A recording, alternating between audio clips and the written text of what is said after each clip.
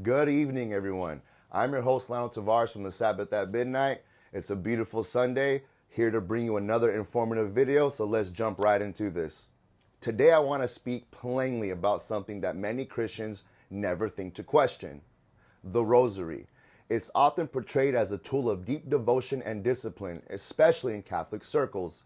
But here's the reality from a Protestant perspective. The Rosary is not in the Bible. Jesus never used one, the apostles never taught it, the early church never practiced it.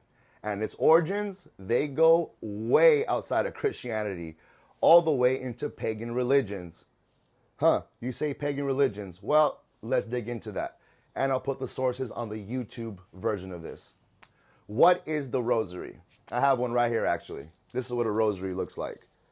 A crucifix and a lot of beads on there. I believe 59 in total, if I'm correct. We'll get into that detail later too.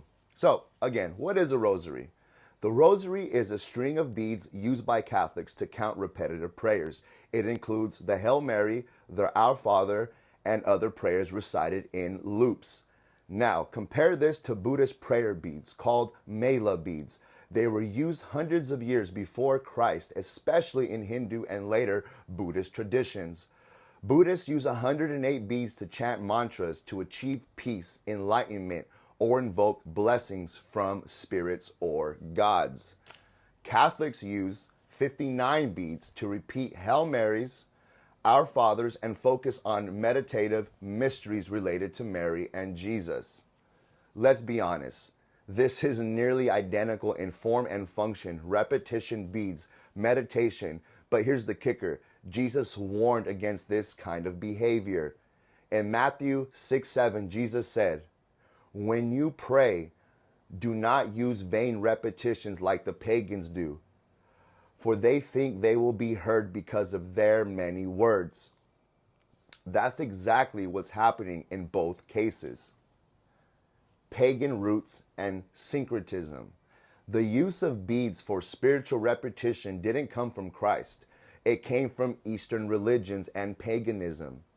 And as Christianity spread into different cultures, the Roman Church borrowed these ideas and Christianized them, blending them with Marian devotion and ritualistic prayer. So while Catholics claim the Rosary helps them meditate on Jesus, it's wrapped in a form that's nearly identical to non-Christian religious rituals. That's not a coincidence. That's syncretism, mixing true worship with false systems. And scripture is clear. What fellowship does light have with darkness? 2 Corinthians 6:14. Why this matters? Because it's not just about beads. It's about who we're praying to, how we're praying, and what spirit is behind this. The Rosary heavily centers on Mary, even calling her the Queen of Heaven, a title in Scripture only uses in reference to a pagan goddess in Jeremiah 7:44. Add to that the idea of praying to the dead, asking them to intercede, and you're walking into dangerous, unbiblical ground.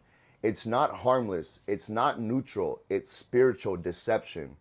The Rosary didn't appear until over 1,000 years after Christ.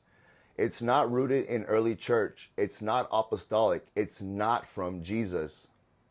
As believers, we are told to pray in spirit. Ephesians 6:18.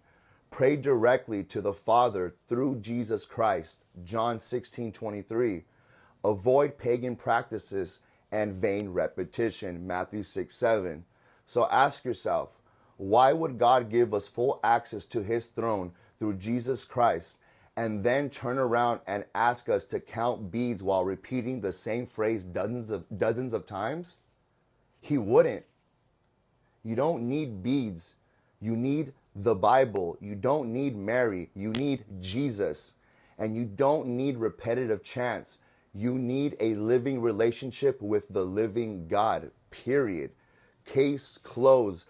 Pass me the next case, because that's it. Like, you don't need to be a genius. You don't need to be this super theologian to figure this out. So anyways, ladies and gentlemen, that's the video for today. Don't forget to like, follow, and share. I have all the links in the YouTube version. Go to my YouTube, click on this video, and you'll have all the links to the information that I have. And I also have all my podcasts on there. 1 to 2 hour podcasts